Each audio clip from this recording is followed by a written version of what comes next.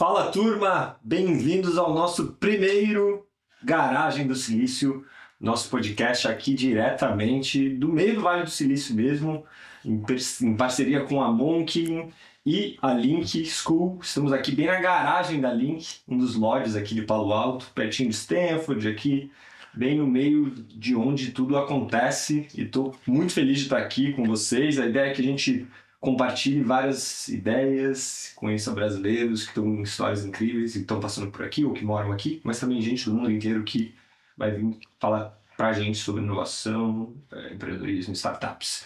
E estou aqui com o meu grandíssimo amigo que eu tenho a honra de convidar nesse primeiro dia, grande Miguel.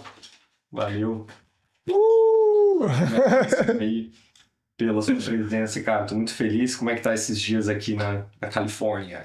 Maravilhoso, ensolarado como sempre e muito inspirador, né? Muito inspirador ver quantos brasileiros estão trilhando o caminho da inovação por aqui.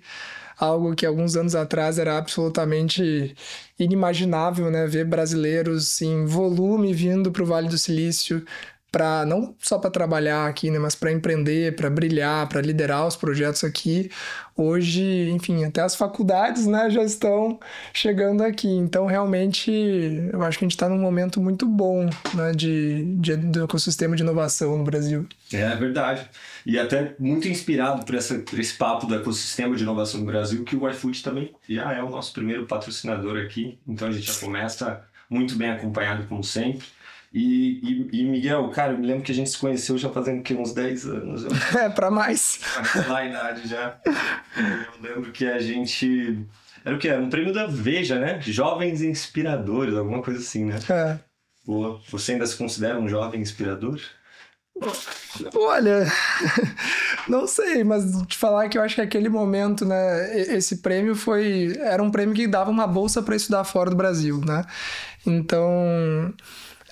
na época se falava muito de intercâmbio, isso há quase 15 anos atrás, né? Tinha dupla diplomação, que os melhores alunos das universidades iam fazer dupla diplomação na França, na Itália, Ciências Sem Fronteiras. Então muitos brasileiros tiveram a oportunidade de viajar com bolsa de estudos para fora do Brasil, né? Eu ganhei esse prêmio, né, que era da Fundação Estudar e da Veja, né? E esse era um prêmio que dava um intercâmbio que precisava ser nas 10 melhores universidades do mundo. Eu usei a bolsa para vir para Stanford aqui, e em 2013 eu fiz como se fosse um semestre no Brasil. Eu fiz em Stanford durante o summer, né? Então eles pegam um semestre regular, né, deles, uma disciplina que seria de 12 semanas, se faz em 8, então comprime um pouco, né? E aí fica um pouco mais puxado, né? Mas tem a mesma validade do que se fosse um semestre regular.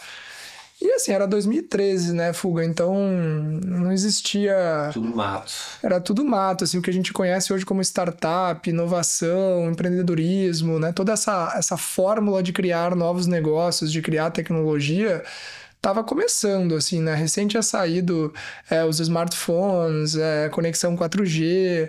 Então, assim, realmente era um momento do mundo onde, curiosamente, você achava que a tecnologia ia vir só para melhorar a vida das pessoas. Eu estava aqui em Stanford em junho de 2013, foi mais ou menos aí que lançou o Facebook Groups. Antes tu tinha tua conta no Facebook, mas não tinha... Tu mandava mensagem para uma pessoa, adicionava um amigo e tal. Quando se criou os grupos, eu lembro das pessoas falando, nossa, isso vai ser, assim, a transformação do mundo, porque as pessoas vão poder criar grupos de interesse e falar e compartilhar conteúdos e experiências de coisas incríveis. Isso vai melhorar o mundo. Ninguém imaginou que se usaria para ódio, para golpe de Estado, para terrorismo, para aliciamento de crianças, enfim, né? Todos os efeitos colaterais que se teve da tecnologia, que a gente ainda está descobrindo, né, ao longo dos últimos anos. Mas assim, em 2013... parecia que o futuro era brilhante, que a tecnologia ia resolver todos os nossos problemas, né? Eu sinto isso agora em 2025, um pouco desse entusiasmo com a IA, né? Tirando o fato da perda de empregos, que eu acho que todo mundo se assusta, né, as soluções e as inovações que se permite sonhar com a IA, cura de doenças, enfim, respostas para problemas da física, da matemática que a gente não resolveu até hoje e que podem, né, transformar energia, biologia, né, enfim. Eu acho que a gente tem muito entusiasmo, mas a gente ainda não sabe qual que vão ser esses efeitos colaterais, assim como a gente não sabia que rede social ia ser um negócio que ia deixar as pessoas doentes, né? Enfim, Você acha que tá superestimado, assim, esse hype? Ou tá under? Eu só sei que nada sei, cara. Eu acho que quando a gente olha para trás e tenta pensar assim, o que tu pensava sobre o futuro 10 anos atrás e como que é? Acho que um pouco a gente superestima, né, algumas coisas, assim, o quão positivo as coisas vão ser, e subestima também os efeitos colaterais, né? A gente não enxerga... nós somos otimistas por natureza, né? A gente acha que o futuro sempre vai ser melhor.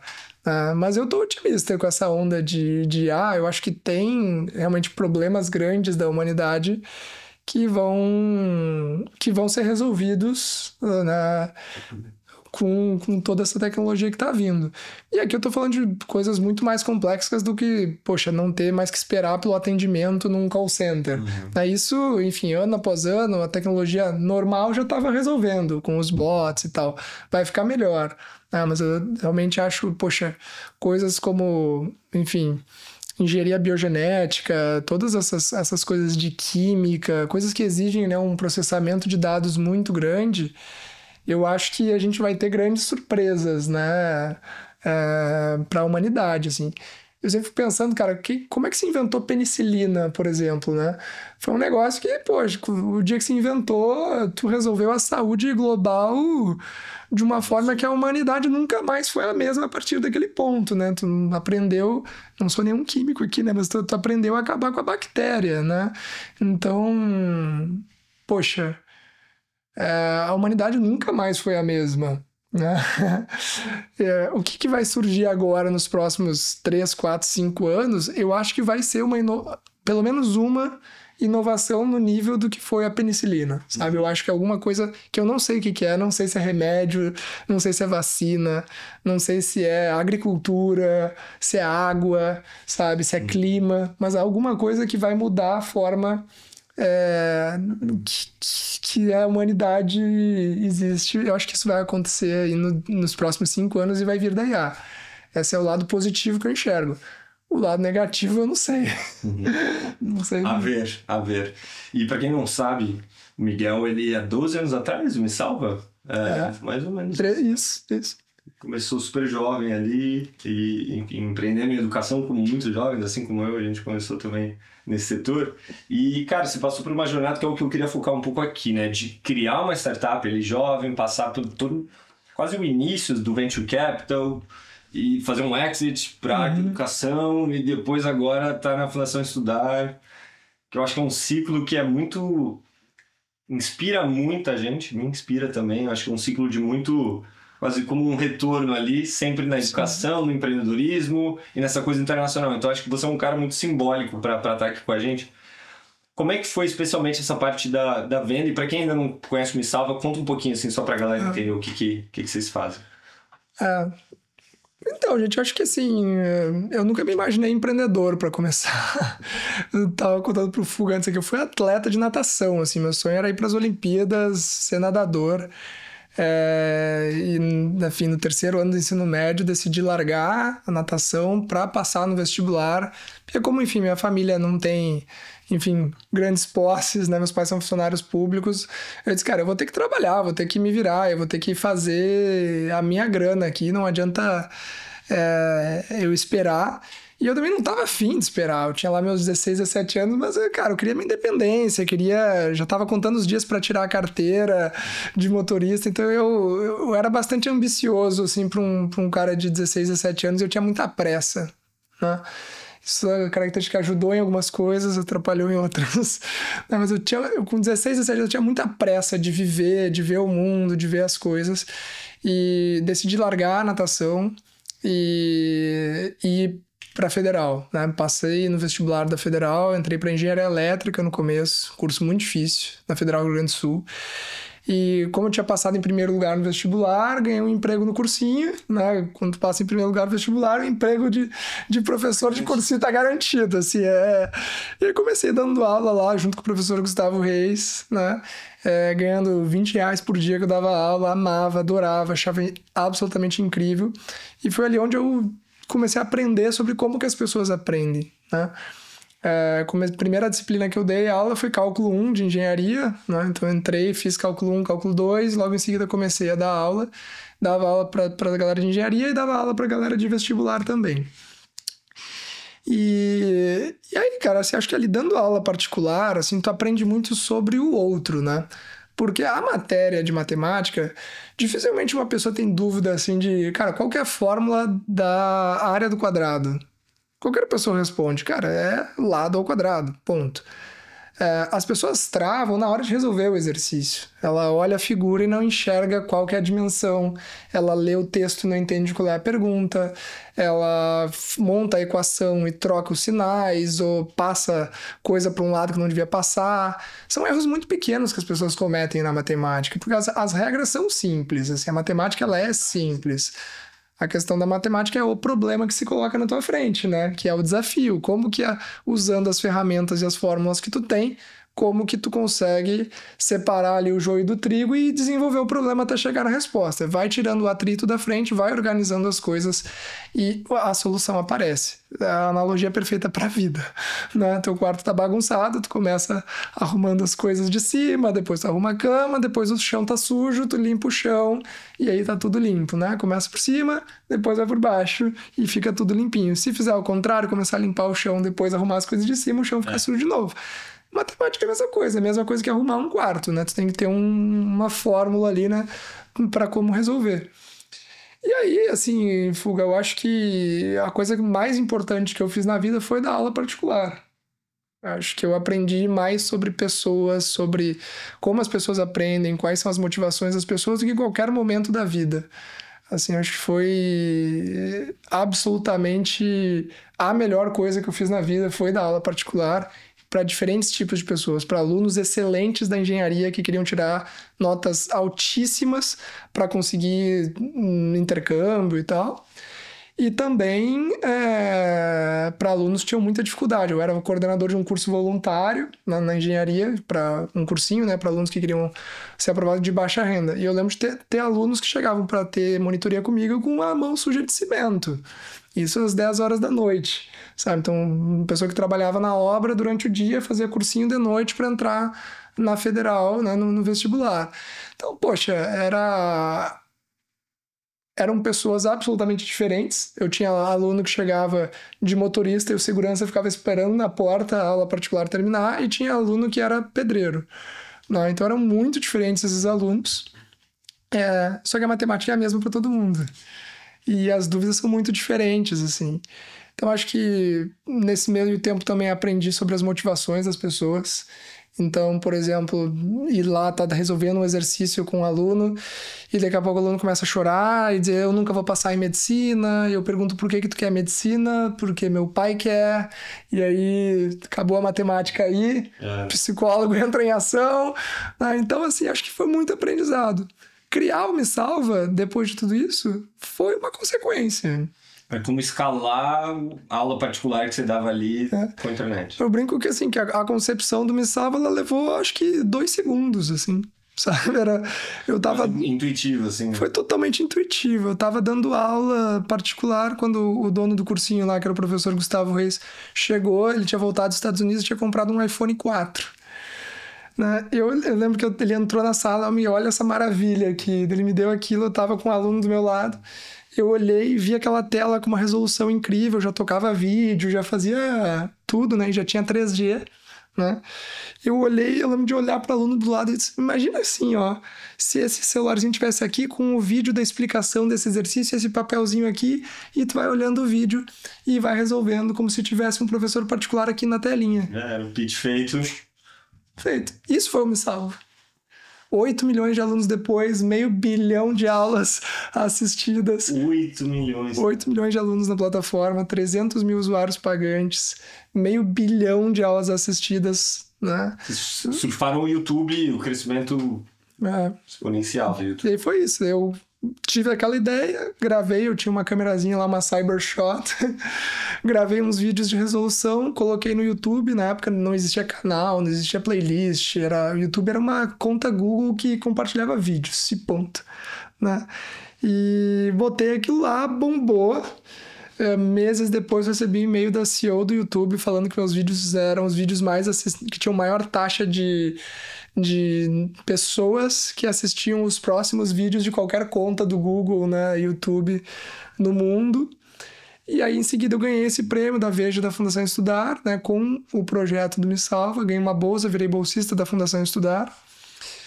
E aí fiz uma mentoria com uma pessoa lá que, enfim, uma pessoa que sabia, né, dos cursos de graduação e tudo que rolava aqui fora, me recomendou fazer um summer com o dinheiro de bolsa que eu tinha ganhado, que era suficiente, eu não podia gastar mais que aquilo.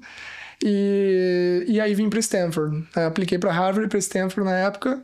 Harvard eu não passei, acho que nem na primeira linha no formulário ali, eu apliquei, assim, logo em seguida, não, assim. Stanford eu passei. Eu não lembro por que eu não passei em Harvard, francamente, assim. Mas eu acho que foi bom, assim, porque eu lembro que os cursos lá eram mais acadêmicos, aqui tinha um curso de empreendedorismo. Aí eu cheguei aqui e estava se falando em startup, tinha lançado o livro Startup Enxuta.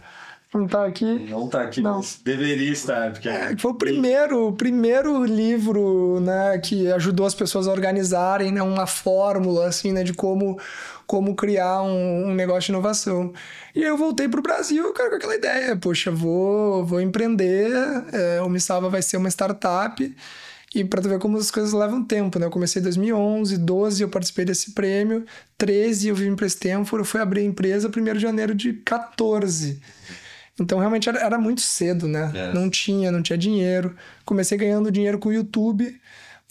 Isso que hoje, enfim, tem muita gente que é influenciador. Naquela época, a gente não se dizia influenciador, a gente era um canal de aulas. Nosso sonho naquela época era ser o Wikipedia das aulas, né? Gravar aulas de tudo. A gente tinha uma visão global no começo, né? Então, o Me Salva era uma brincadeira com os alunos, né? Me salva na derivada, me salva na integral, me salva no cálculo, me salva na matemática. E aí começamos a ganhar dinheiro com o YouTube. Começou ganhando $100 por mês. Um tempinho depois já era quase 50 mil reais por mês que a gente fazia só de ad de YouTube. Porque era muito volume, gente, sabe? Imagina que tinha o Khan Academy e tinha mais alguns canais, assim, alguns professores que tinham começado a gravar, mas a qualidade dos vídeos não eram tão boas quanto a do Me Salva. Do Me Salva era aquele vídeo só com a mãozinha gravado direto. Muito bem feito, direto. Muito simples, direto ao ponto, não tinha enrolação, não tinha merchan, não tentava vender nada para as pessoas, né? E a qualidade era boa, o áudio era bom, né? As pessoas gravavam áudios muito ruins, aí tu ia ouvir, estourava aquele negócio no ouvido, as pessoas vazavam dos vídeos. Então o Me Salva era assim, era o básico extremamente bem feito, com professores que eram todos os primeiros lugares de todos os cursos de engenharia lá da Federal. Eu ia lá selecionando, pegando a galera, treinava a galera com aquele métodozinho que eu tinha inventado, códigozinho de cores. Era todo um olhar de produto. E aí eu acho que todo esse conhecimento empírico, intuitivo que a gente teve, era porque nós éramos bons alunos que estudávamos bem, enfim, gostávamos da matéria principalmente e gostava de ensinar. Então era um processo muito natural. Assim, não era assim pessoas que sentaram e como que a gente transforma a educação e vamos tentar fazer um projeto aqui, né, para ficar rico. Não, mas assim, a gente foi pensar em dinheiro anos depois que o Me Salva existia. O começo era só, cara, como que a gente resolve esse problema que é passar em prova e estudar para conteúdo difícil. Era só isso. Eu acordava e dormia pensando só nisso, né? E é fácil de falar isso hoje porque o dinheiro estava entrando, quase que do céu, né? Porque a gente postava os vídeos. Canal certo, você estava ali no... O canal estava certo, o dinheiro entrava. Então, o começo foi muito fácil. Sabe, a gente acertou de primeira e o dinheiro começou a entrar, assim, sabe? Eu não conheço um empreendedor que tem essa história, assim, de ter começado tão fácil quanto a gente começou, né? mais pra frente na história, vocês vão ver que a sorte do começo não foi sorte pro futuro depois, mas começar foi fácil. Boa. Cara, eu queria que você focasse muito aqui, a ideia desse nosso papo, desse podcast no geral, é a gente ter alguns assuntos mais específicos, tentar aprofundar um pouco mais do que aqueles papos de podcast que são legais, mas eu acho que tem um pedaço da jornada sua, tem vários que são muito, que daria pra gente dar um zoom, mas eu queria dar um zoom no processo de venda, que é o tipo de experiência que é muito aspiracional para muito founder, a maioria não vai passar por isso, e quando passar, vai passar uma vez na vida, quando que o comprador tá vivendo muitas vezes isso. Tem um time de M&A lá, tem um banco que faz isso profissionalmente várias vezes. Então tem uma simetria de informação entre o founder que tá ali com o negócio da vida, 10 anos de moleque, do sonho, e chega naqueles momentos que as propostas começam a chegar. Então, queria que você explicasse um pouco como é que foi esse processo no Me Salva e falasse um pouco das cagadas também, que são importantes. Aí tem várias. Bom, gente, assim, vender uma empresa, tá? Primeira coisa, assim, tá? Eu nunca pensei em vender e eu não queria vender. Eu queria ser uma Google, eu queria ser um Facebook, eu queria fazer um negócio pra minha vida, né? Porque não só eu gostava do que eu fazia, mas eu via valor no que eu fazia e via longo prazo sempre, tá? Então, hoje eu vejo alguns empreendedores, assim, então, depois que tu vende a empresa como eu, tu começa o empreendedor morre, vai pro céu e vira anjo, né? E aí tu vira investidor anjo, começa a ver. Então vem um monte de gente me pedir dinheiro para investimento anjo. E, cara, em 15 minutos de conversa, as pessoas já começam a falar de exit. Cara, é uma coisa que me dói no coração, assim, sabe? Porque tu tá montando uma empresa para vender. Gente, assim, maior parte das empresas, assim, das startups, não vai dar certo, não vai nem atingir market fit, não vai ter cliente, não vai ser viável. As que conseguirem, poucas vão ser vendidas, porque a maioria vão ficar pequenas ou não vão ter valor, vão ser negócios separados. As que tiverem valor e crescerem, e tiverem valor para venda, se tem valor para venda, também tem valor para ficar para ti o negócio, para te ter esse negócio para 20, 30, 40 anos, para ser um negócio para vida. Então, assim, vender é um negócio muito estratégico, assim, e muito delicado. Eu acho que, dados os valores que se falam das vendas por aí, muita gente tem um pouco de fetiche, assim, que o exit é um jeito de ficar rico. E, de fato, é. Assim, eu acho que tu pode alavancar bastante o patrimônio, como eu fiz, né? Mas não é algo, assim, que eu acho que do dia zero o empreendedor deveria sonhar. A gente estava com o Paulo Passoni lá na Brasil Silicon Valley, né, da Valor, e ele falou assim, cara, quando eu vejo um fundador falando de exit, eu sei que eu vou perder dinheiro. Palavras dele, tá? Porque se o empreendedor já está construindo um negócio pensando em vender, dá sinais que tá, ou que não acredita, ou que não enxerga futuro, ou que está cansado, ou enfim, qualquer outra coisa. Não é errado vender, eu fiz isso, tá? Mas eu não acho que é algo que deveria ser sonhado. Eu acho que o empreendedorismo deve ser sonhado para você criar um negócio que realmente seja incrível, que você adore, que você ame esse negócio. E amar o negócio pode ser amar ganhar dinheiro de dividendos. Tá tudo certo, né? Enfim, eu assisti algumas palestras, algumas conversas, por exemplo, com o pessoal da Ambev, né? O Marcel Teles. Cara, ele falou, poxa, a gente criou a Ambev para ser o nosso negócio, um negócio centenário, né? Então, não tem uma visão nem hoje de vender o negócio. Eles querem o negócio para eles, é o negócio deles, tá? Sobre vender, aí vou parafrasear um outro empreendedor que me falou isso, que é o Danilo da Eduque Bank. Ele falou, cara, o exit, ele é construído, ele não é uma coisa que cai do céu. Às vezes eu tenho a impressão, assim, quando vejo algumas matérias de exit, ou alguns empreendedores falando, ou fundos até, é um negócio tipo assim, a empresa cresceu e aí um belo dia chegou esse grupo grande, fez uma oferta milionária, bilionária e eles venderam. Pum, assim, como se tu estivesse lá trabalhando quieto, aí chega, oi Fuga, nossa, que incrível essa tua empresa, ela vale 100 milhões de dólares, você não quer vendê-la pra gente? I wish. O pessoal começa a falar, poxa, qual que é o valuation da minha empresa? Todas essas coisas, gente, são construídas, tá? Tem um podcast muito bom do Edu Vasconcelos, que é o Bits, Stocks and Blocks, né?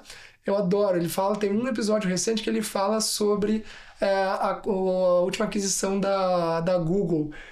Wiz, né? Wiz. Foi 64 vezes receita, valuation dos caras. Por que vale tanto? Vale porque é um negócio que tá numa super hype, que tá num lugar onde ele ameaça outras pessoas a tomar mercado, cresce muito rápido. Tem o FOMO, né? Tem um FOMO, tem uma equipe muito boa, uma equipe incrível. Então, assim, é uma empresa muito valiosa. Agora, tem empresas que fazem muito dinheiro e valem 3 vezes EBITDA. Tu venderia uma empresa que vale 3 vezes EBITDA? Poxa, 3 vezes EBITDA são 3 anos de dividendos, assim. Não vale mais a pena ficar por ela por 10 anos e ganhar 10 vezes EBITDA, um EBITDA por ano? Uhum. Então, gente, assim, eu não acho que exit é uma coisa que deva ser, assim, perseguida, mas ela deve ser construída caso, né, faça sentido. No nosso caso, a gente foi crescendo até 60 mil assinantes pagantes, tá? Quando a gente chegou em 60 mil assinantes pagantes, a gente via que tinha um caminho para fazer 1 milhão de assinantes pagantes, tá? E a gente achava que era viável fazer 1 milhão de assinantes pagantes, tá?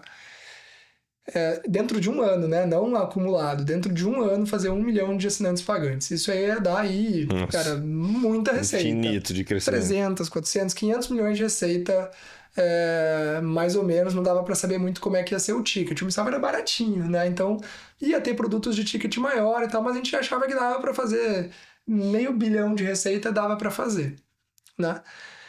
Conforme o tempo foi passando, né, logo nessa época a gente recebeu uma primeira oferta de venda. Essa primeira oferta pra gente vender, a gente olhou e disse, cara, para aí, a gente quer fazer 1 milhão de pagantes, né? A gente não vai vender pra ti. E o comprador acreditava também, o plano dele era fazer 1 milhão de pagantes também, era um grande grupo. E a gente lá, conversa vai, conversa vem e tal, e o papo acabou não evoluindo e a gente não queria. Eu lembro de eles darem um número mais ou menos que eles pagariam, e o meu conselho lá é dizer, não, a empresa vale 3 vezes isso, vamos captar mais dinheiro, vamos fazer mais uma rodada e vamos continuar crescendo.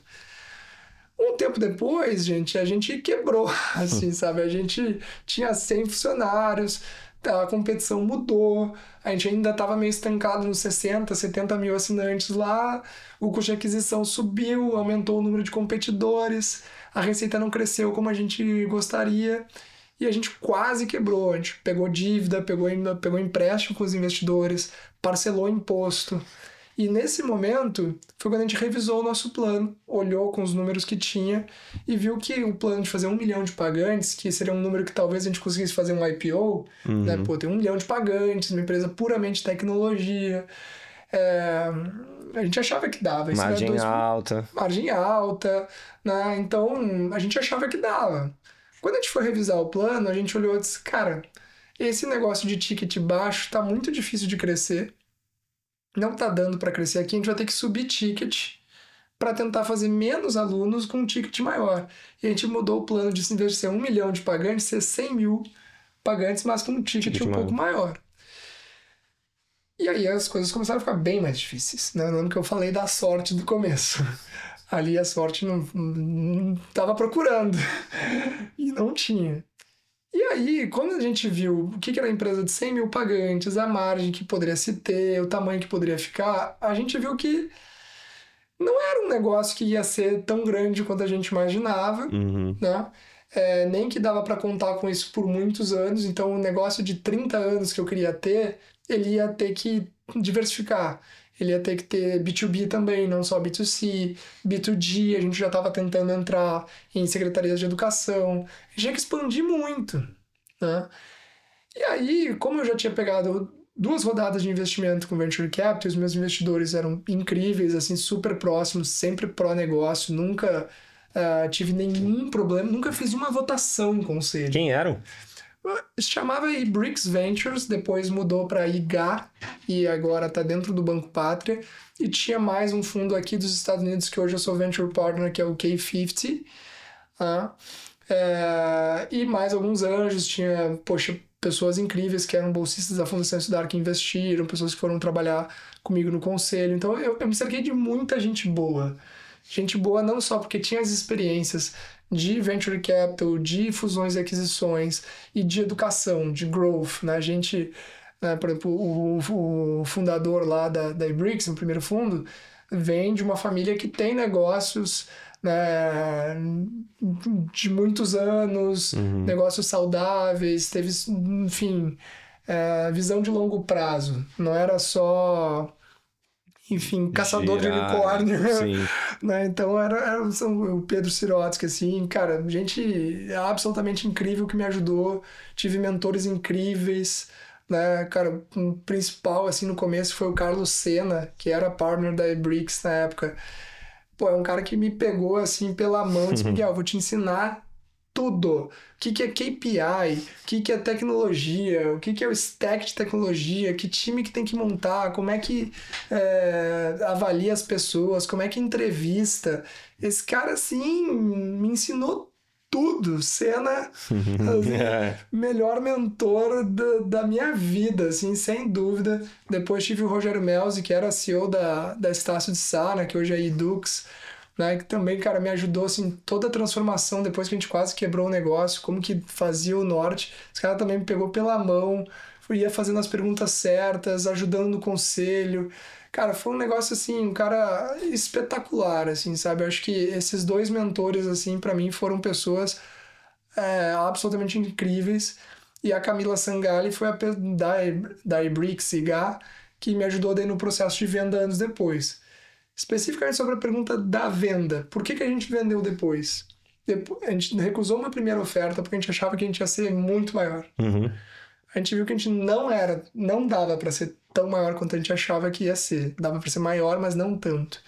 E aí, olhando as alternativas de capital que a gente podia ter, captar para EdTech é mais difícil do que para outros segmentos. Tem menos dinheiro para EdTech do que outros negócios. Tá? Menos fundos que investem em EdTech e os cheques de EdTechs são menores. Claro que tem exceções. Teve o Byju's, teve um monte de gente que conseguiu, mas assim, não tem o volume de fundos nem de dinheiro que tem em fintech, por exemplo.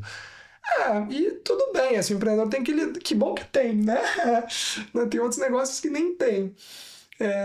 Então, assim, a gente conversou e na época a gente viu, poxa, se a gente conseguir ser adquirido ou fazer um negócio com estratégico, que tem um canal B2B, e a gente consiga crescer dentro do grupo, vai ser melhor para a empresa. Vai ser melhor para o Misalvo ele estar dentro de um grupo do que ele ficar pegando dinheiro de venture capital, que é um dinheiro muito caro. Porque tu vende uma participação pequena, 10, 15, 20%, só que tu tem que vencer esse valuation para dar retorno para o investidor. E isso é um compromisso do empreendedor, né? Eu peguei R$1 milhão do Fuga a 10 milhões de reais de valuation, eu tenho que vender essa empresa né, por 20 para o Fuga receber 2 vezes retorno em 5, 6 anos. Gente, isso mal dá Selic, sabe? Então, é importante saber, né, o que é a expectativa do investidor. E os meus investidores nunca me pressionaram a nada, mas a gente concluiu que era melhor. E aí o processo de vender foi um processo construído. A gente já era fornecedor da Arco Educação. A gente já fornecia conteúdo do Misalva, né, para Positivo, que era uma empresa deles. E quando a gente começou o papo de aquisição, era no meio de pandemia, a nossa tecnologia era a melhor que tinha. A gente aguentava 1 milhão de alunos por ano dentro da plataforma, frouxo.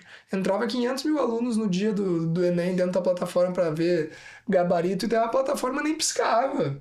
Então a gente era bom em tecnologia, a gente tinha volume, e era um momento onde as empresas queriam isso. As empresas queriam comprar tecnologia. Né? Tinha dinheiro para isso, né? A Arco já era listada na bolsa aqui, tinham outros grupos também fazendo IPO, então tinha dinheiro para isso nessa época.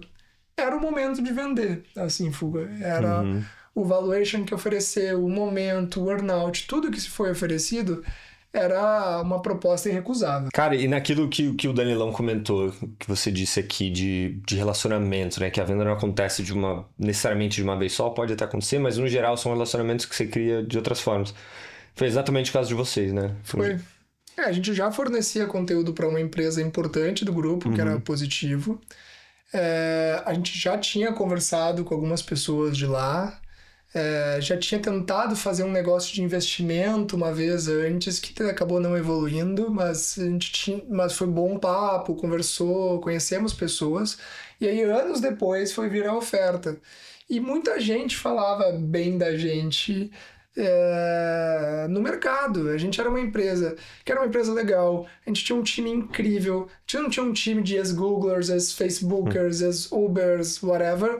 A gente tinha um time de caras que tinham sido born and raised lá dentro do Me Salva, mas que faziam um trabalho muito bem feito, era um YouTube maravilhoso, era uma plataforma incrível, um time de tecnologia incrível, né? Então, assim, a gente era conhecido por ter muita qualidade.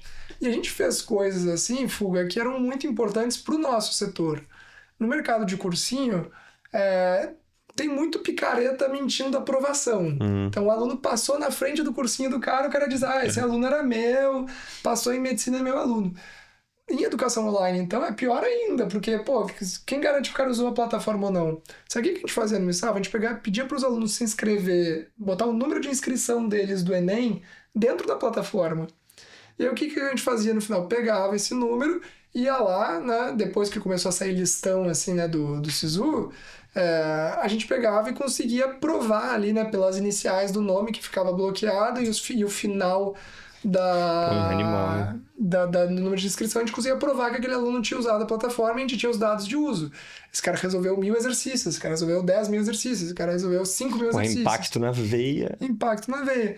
E a gente conseguiu provar ali, acho que foi 2022, a gente provou que, cara, 5% dos aprovados do SISU eram nossos alunos na plataforma, assim, animal. É absurdo. Né? Então a gente fazia coisas que eram importantes para o nosso setor de educação para nos posicionar como um player de qualidade. A gente não era o cara que tinha captado mais dinheiro, tinha um concorrente que tinha captado mais dinheiro. A gente não é o cara que era maior, tinha um concorrente que era maior. A gente não era o mais lucrativo, a gente inclusive queimou dinheiro por muitos anos e foi ser lucrativo lá no final. Então, assim, na prática a gente não era o melhor em nada, mas nós éramos uma empresa muito boa, com muita qualidade. Essas coisas fizeram diferença no dia do valuation. A gente era extremamente limpinho, então, auditorias em dia, todas as certidões negativas, toda a empresa era absolutamente limpinha, não tinha sonegado nenhum real de imposto, não tinha gente PJ na equipe. Cara, era um negócio assim... Foi uma sonho da due diligence. Sonho da due diligence. Eu lembro dos advogados na due diligence chegando assim, mas não tem ninguém PJ aí mesmo? Você tem aumentar certeza? O fee deles. Mas, cara, tem o cara da internet aqui que a gente paga 300 reais por mês que ele vem aqui pra fazer. Esse cara aí é PJ. Né? E era uma equipe pequena, né? Depois que a gente quebrou, a gente saiu de 100, ficou com 30 e pouquinhos ali e aí era um time mais reduzido. Mas enfim, não foi uma coisa, sabe? Eu acho que em outros setores, né? Que tem uma pegada mais assim de dominação de mercado, quando uma pessoa ganha o jogo, o outro naturalmente perde e tal. Tem aquela dinâmica do winner takes all, né? Aí eu acho que o jogo do Exit é outra coisa. Outra coisa. Eu nunca tive nessa situação. Eu sempre tive muito concorrente no mercado crowd, né? E a minha empresa não era gigante. A minha empresa era bastante pequena até, né? Os meus planos eram grandes, tá? Mas, assim, eu acho que depende muito, assim, né? Da natureza da empresa. Se tu tiver no mercado winner takes all, aí talvez melhor ainda ficar com o negócio, né? Porque daí tu vai ter dividendos pra ti por muito tempo. Justo. Hoje, se vem um founder, alguém pedir teu conselho em relação a vender empresa ou não, tem muitos colegas meus que falam, cara, vende, porque você não tem ideia do quão difícil chegar nesse momento de ter essa opção de vender e o mercado muda muito e tal. Hoje você é categórico nesse sentido, assim, cara, a proposta é razoável, aceita, Brasil ou não necessariamente? Cara, a gente tem que pesar algumas variáveis aqui, assim. Eu acho que a primeira de todas... Esquece a questão financeira. Eu acho que realmente a questão financeira é um fetiche de muita gente, assim, que não vou dizer que é ruim ganhar dinheiro, não, pelo contrário, mas dependendo do negócio, tu ganha mais dinheiro ficando com o negócio do que vendendo, tá? Então, acho que é um primeiro ponto, assim, a se pensar. Mas a primeira coisa é, o que tu quer fazer da vida? Cara, eu quero vender a empresa, porque eu quero parar de trabalhar e cuidar dos meus filhos e tal. Eu achei que ia ser assim. Eu vendi a empresa, achei que ia fazer um sabático de 3, 4 anos. Em uma semana, eu tava engatinhado pela casa, aspirando os cantos do rodapé, completamente maluco, surtado, não conseguia dormir de noite, porque eu não tinha o que fazer, porque eu tava trabalhando. Eu tive que voltar a trabalhar porque sabático pra mim não deu. Assim, sabe? Eu não consegui. O meu maior fracasso foi não conseguir fazer um sabático porque realmente foi um troço que me estressou. Eu nunca não trabalhei, né? Eu era atleta, daí eu entrei parei para estudar ali 6 meses para passar no vestibular, daí entrei na faculdade no segundo semestre e já comecei a trabalhar de professor. Então, eu tive 1 ano da minha vida que eu só estudei, né? O resto todo, porque natação era trabalho, né? E bem trabalhoso. Puxado, né? Então, assim, para mim foi muito difícil, assim, eu não consegui ficar na boa. Mas acho que, assim, a primeira coisa para o fundador é o que você quer fazer da vida. Se esse dinheiro vai te dar muitos anos de tranquilidade, como eu, por exemplo, não tinha quase nada de reserva financeira. Eu tinha ganhado muito pouco dinheiro de salário e bônus ao longo dos anos. Tinha ali 1 ano de runway, vamos botar.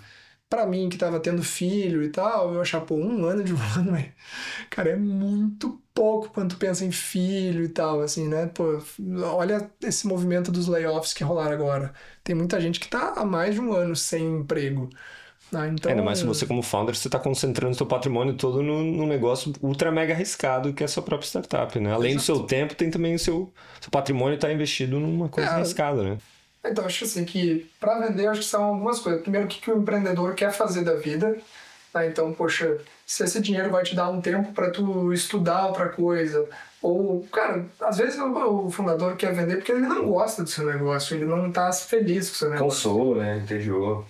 Cansou, entediou. A questão é se tu cansou do negócio porque ele é um negócio ruim e tu não quer, ou se ele é um negócio bom que tu cansou. Se for um negócio ruim que tu cansou, difícil de alguém querer comprar, né? Cara, mas eu acho que tem muita essa identificação também, principalmente negócios como os nossos de educação, negócios de propósito, com a imagem do founder muito ligada ao negócio. Às vezes acaba ficando muito difícil também de você fazer essa divisão do que é Miguel, o que é Me Salva e o que é você como um ser humano que vai ter uma longa vida aí e pode ter novos sonhos e outros propósitos também, né? Pra você ter um pouco esse conflito, assim, de deixar o bebê ali, cara, próximo? Muito, cara. Minha mãe até hoje se apresenta como a mãe do Me Salva. Entendeu? Assim, é um negócio, assim, o empreendedorismo, né, a empresa e o fundador é uma coisa só, né? A ponto de o fundador ficar completamente cego de não enxergar outras alternativas, né? E às vezes de não ver o risco do próprio negócio porque ele tá meio enxergado, né? Não enxerga nada, uma cegueira completa. Tu acha que o negócio ou é a melhor coisa do mundo ou é a pior coisa do mundo, ninguém vai conseguir fazer aquilo que tu faz. E na verdade, eu acho que todos esses pensamentos, eles de certa forma estão errados, assim, né? Porque tu coloca muita pressão, né, nas costas do fundador, que não necessariamente precisa. Eu vi recentemente alguns empreendedores fazer de uma forma muito madura transição de fundador para CEO profissional. Sair da empresa sem vender a empresa e a empresa continuar e ainda ser melhor. Tive um caso aqui de um cara recente que saiu uns 4 anos de um negócio dele, né, que ele foi fundador e CEO por muito tempo, ele saiu, o negócio lucrava tipo 3 milhões por ano, hoje em dia lucra 35. Então o CEO novo multiplicou o lucro da empresa por 11 vezes. Às vezes o founder ele tem energia de sair do zero, né, de criar o negócio, mas cara, a energia do 1 pro 100 é diferente. Outra coisa. É diferente. Então, assim, acho que não tem resposta padrão aqui, mas eu acho que, assim, eu acho que o exit é super valorizado.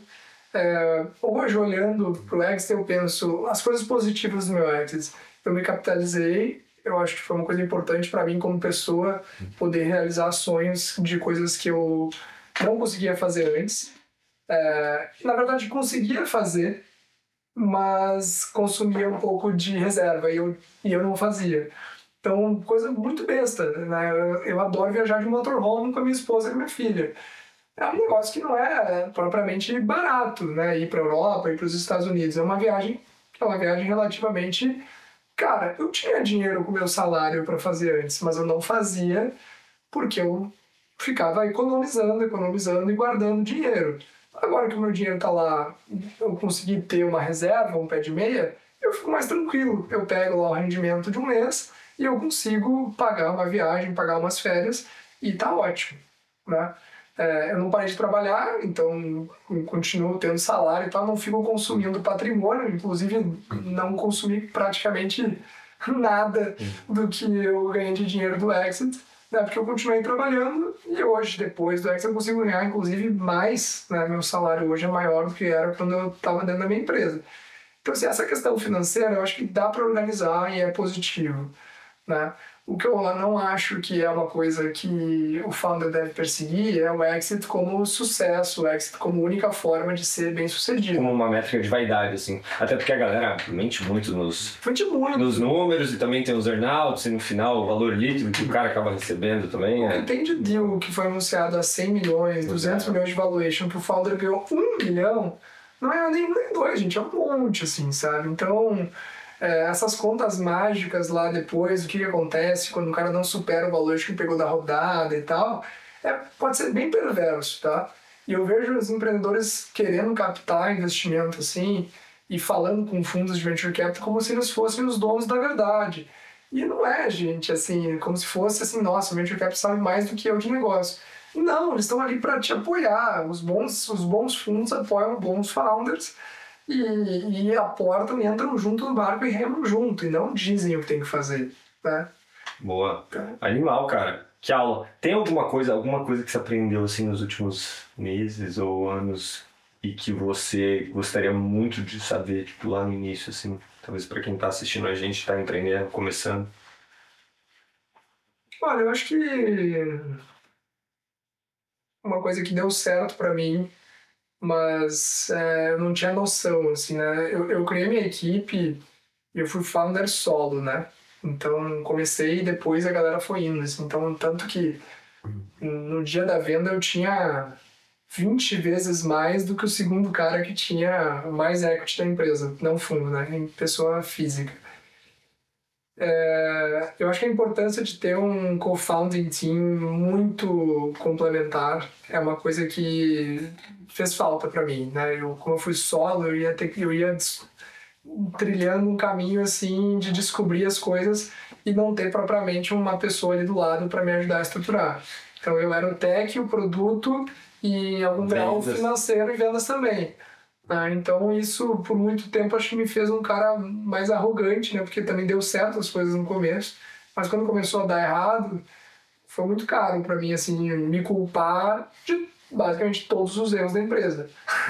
Tudo que tinha dado errado basicamente a culpa era minha, né? Eu tinha quebrado a empresa, eu tinha feito, enfim, as decisões erradas, eu tinha negado, não tinha evoluído uma proposta de venda que era boa, enfim, errei tanta coisa que quando a conta veio, eu fiquei, nossa, velho, talvez a única coisa que eu saiba mesmo é fazer dar aula, porque eu errei tanta coisa aqui que não dá, assim, sabe? Acho que qualquer um, eu lembro de olhar pra mim, acho que qualquer um teria feito um negócio melhor do que eu.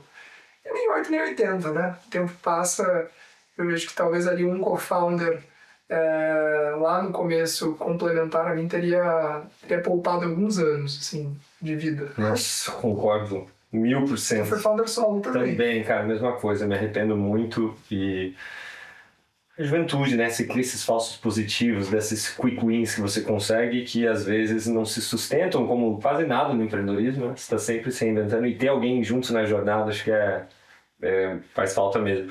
Cara, eu queria acelerar um pouco agora pro seu momento, né? Então, beleza, de sair lá, ficar alguns anos na Arco, para Fundação Estudar, é quase um ciclo de give back, assim, que eu acho incrível, né? A Fundação Estudar, enfim, acho que todo mundo que está assistindo a gente deve conhecer, mas quem não conhece, pesquisem. Eu acho que quase todos os meus colegas de Stanford e de outras universidades aqui nos Estados Unidos, mas é impossível você não conhecer Estudar, não ter passado por alguns programas, então top of mind, assim, absolutamente. Você pensa em brasileiros e universidades no exterior, e agora você tá do outro lado, né? Tá como diretor ali. Como é que tá sendo isso aí para você?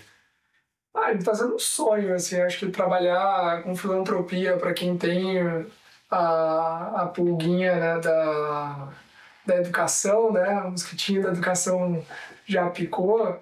Tá sendo um sonho trabalhar com filantropia. Descobri que é muito mais difícil trabalhar com filantropia do que com empresa. É mais fácil vender produto do que captar doação. Captar doação para pagar as bolsas da Fundação Estudar não é uma coisa fácil. São mais de 270 doadores que fizeram doação no ano passado, né, para complementar um orçamento aí para pagar 30, 40 bolsas por ano, né, bolsas caras, né, para o pessoal ir para as Ivy Leagues aqui fora, bolsas de graduação, bolsas de pós-graduação. Eu acho que o momento foi quando eu saí, né, do Me Salva. Acho que logo em seguida começou a vir um monte, né, de fundo conversar comigo, pô, second time entrepreneur. E eu não sei, cara, a impressão é que eu tinha que eu não estava preparado. É uma coisa meio curiosa, Sério? assim, pô, já fiz todo o ciclo, mas eu acho que não estou preparado para fazer outra empresa diferente da minha. Eu comecei a olhar para mim mesmo e pensar quais são as minhas ideias, quais são as coisas que eu sei fazer.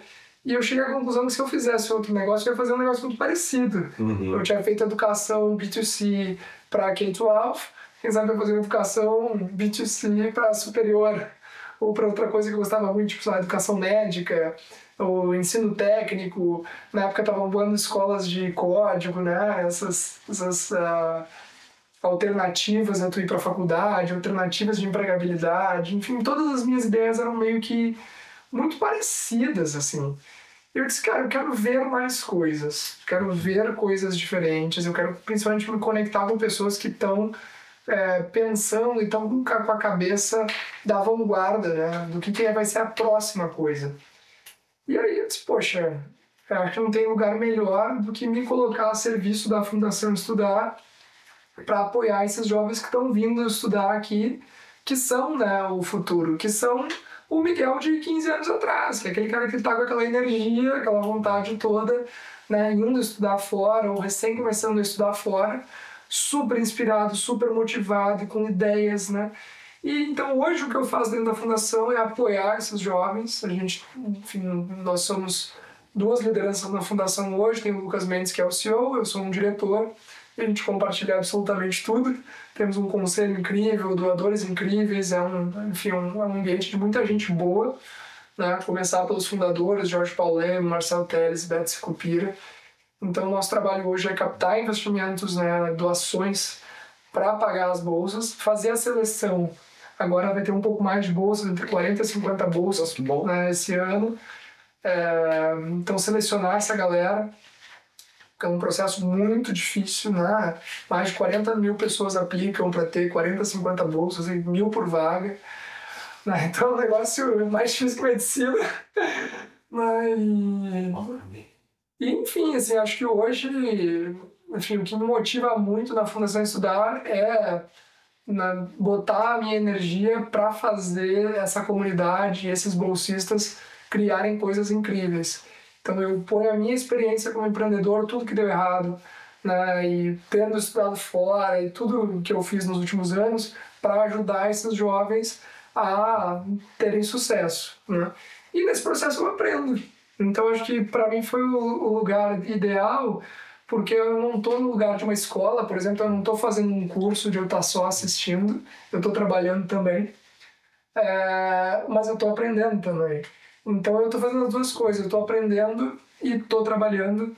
Eu acho que esse, assim, para mim foi o melhor lugar possível para eu estar hoje. E conhecendo gente incrível, né? Conhecendo gente incrível, né? Poxa, enfim, alunos do interior do Brasil que chegam em Harvard, em Stanford, Yale, MIT, Duke, e tu ouvir as histórias. Tem alguma história assim que te pega?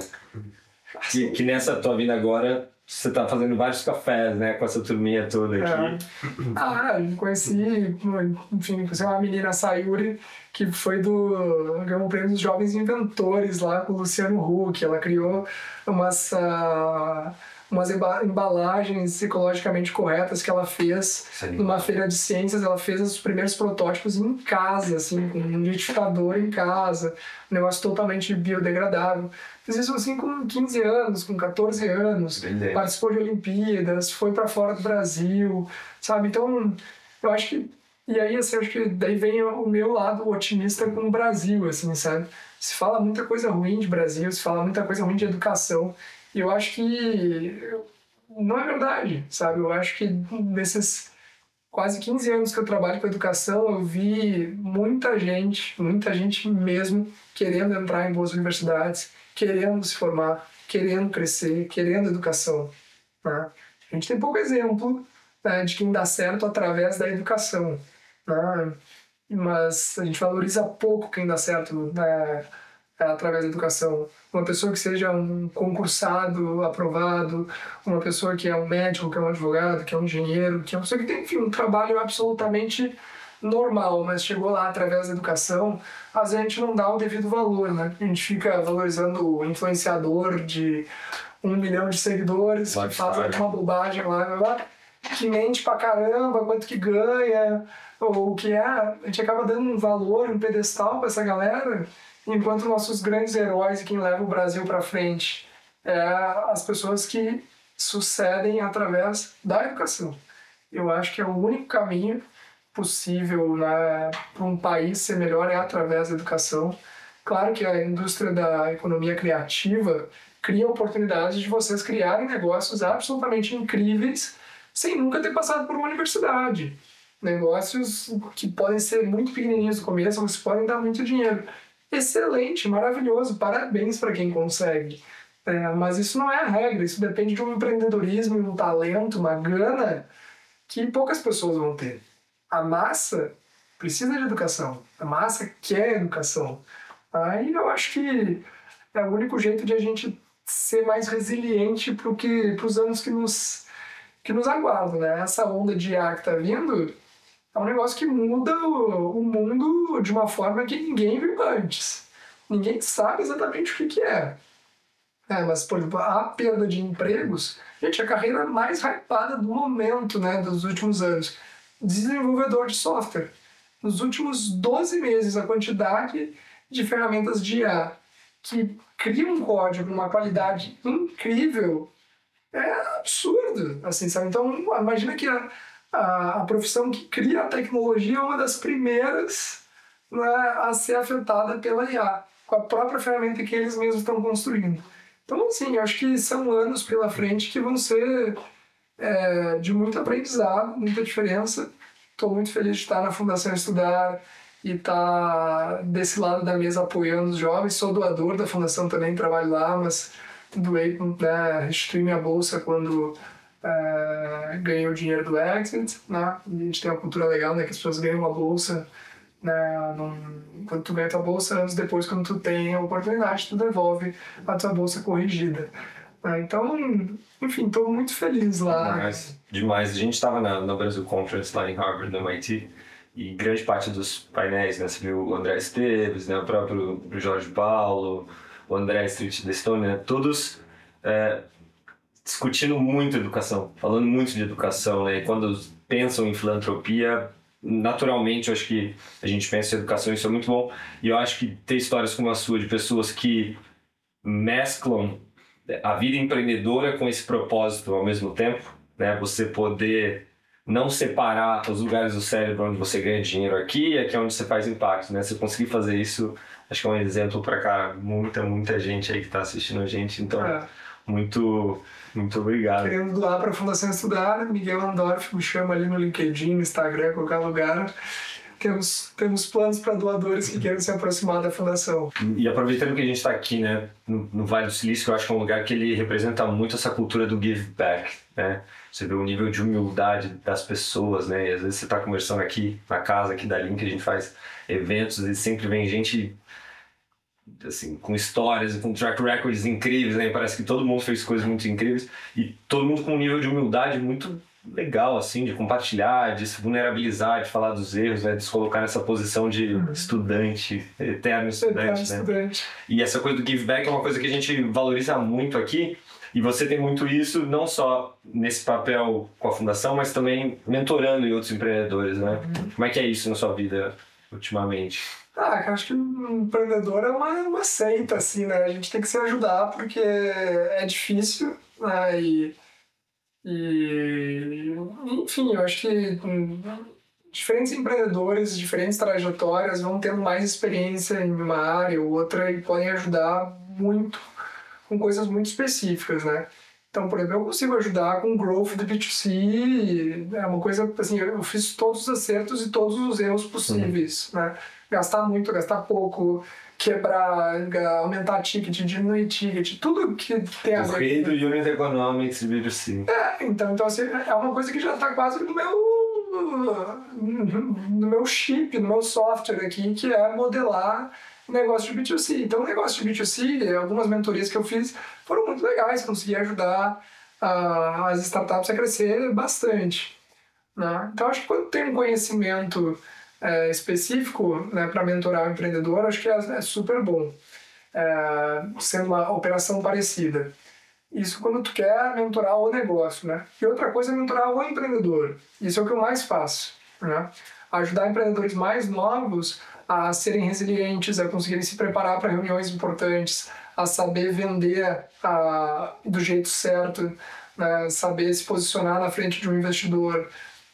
Todas essas coisas parecem triviais, mas levam tempo para aprender e às vezes são dicas muito pequenas, né? Então eu orgulho de falar que já tem até exit saindo de pontes de pessoas, de empreendedor e empresário, digamos assim, que eu conhecia, eu fiz pontes e vão ser negócios que vão ser concretizados em breve. Mas assim, é muito simples, assim, sabe? Quando tu conversa com o empreendedor, vê as necessidades, bate o fit e tu conhece a rede e vai fazendo essas pontes. Então, acho que a mentoria, para mim, assim, eu fiz mentoria para tudo, né? Para montar minha equipe, para montar plataforma, para pensar em futuro, para fazer o processo de venda, para entender como que devia ser o contrato de venda. Enfim, tudo eu sempre fui perguntar para alguém que já tinha vivido e nunca me arrependi. Assim, acho que nem que seja para tu ir lá, conversar com a pessoa e dizer, vou fazer tudo ao contrário do que esse cara me falou, né? Mas assim, ouvir para tu tirar a opinião é muito, muito importante. Massa. Cara, como tu é um cara muito estudioso, e eu queria te perguntar que livro que não pode faltar, assim, na sua... ou que tá muito na sua cabeça, assim, ultimamente, que você recomenda pra galera se atualizar? Se atualizar? Ou não. Ou se divertir, talvez. O que você tá lendo ultimamente? Cara, eu tenho lido só coisas de criança agora, porque eu sou pai de um bebê, assim. Ótimo. Fala um livro bom de criança aí pros papais e mamães.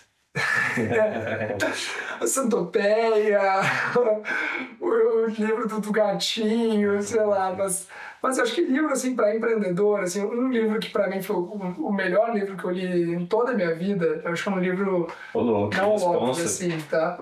Mas que eu recomendo ler, para mim foi muito importante, foi o 100 Dias Sob Céu e Mar, do Amir Klink. Nossa, esse livro é incrível, cara. Esse livro é o meu livro. Cara, sério, eu não sabia.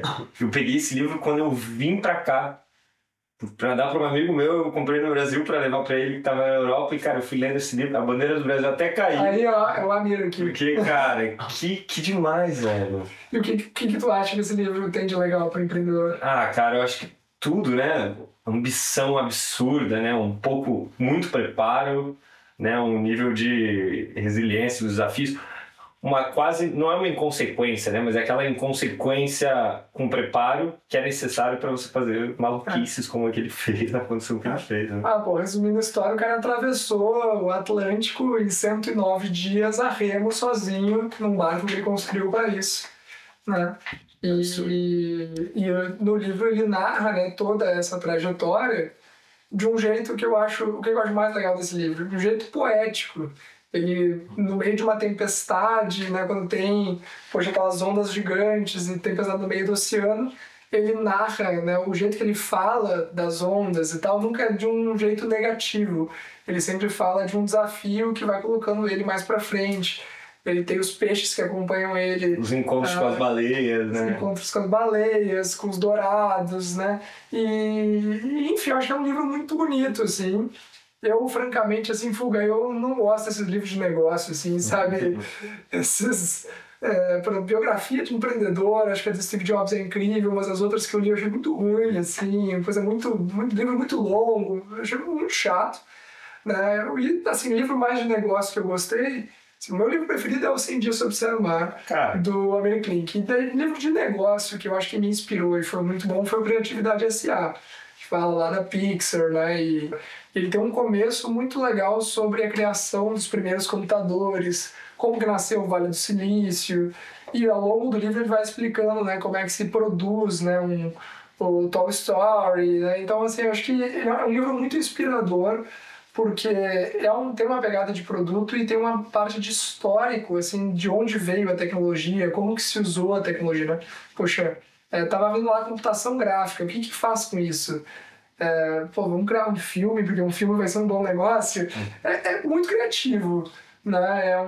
Eu acho que é um livro de empreendedorismo muito adequado para o momento que a gente está hoje, dessa onda de IA, que tá aí, tem um monte de tecnologia de IA, um monte de coisa que esses sistemas já podem fazer, e a gente tem que criar ferramentas, né? Como que usa a IA para fazer coisas boas, para criar negócios.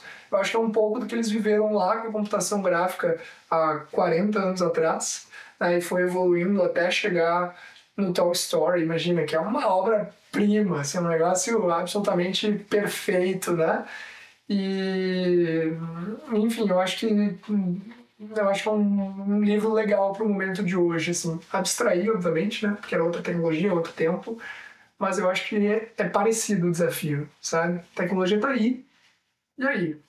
Cara, dá para criar um Toy Story só com prompts usando IA. Só que, assim, quem que vai escrever o roteiro? A IA vai escrever ou tu vai querer escrever? Quem que vai arrumar as cenas e tal? Dá pra fazer, né? Dá pra fazer um filme inteiro hoje já com IA.